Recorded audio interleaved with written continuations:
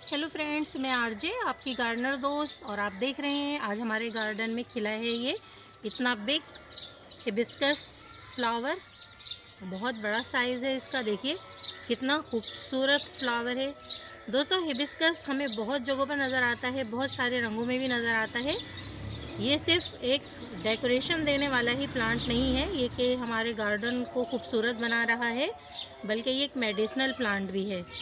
तो दोस्तों, आप देख रहे हैं एक फ्लावर्स में कितनी बहुत सारी पेटल्स हैं और कितना बिग फ्लावर है ये।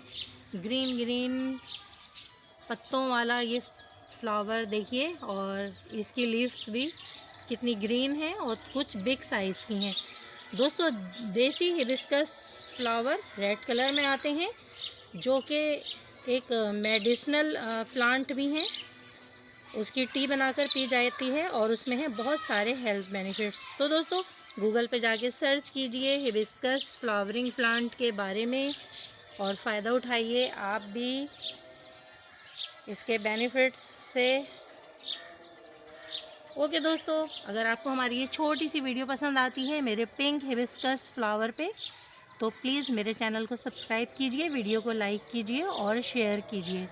ओके दोस्तों, bye bye. Bye bye friends.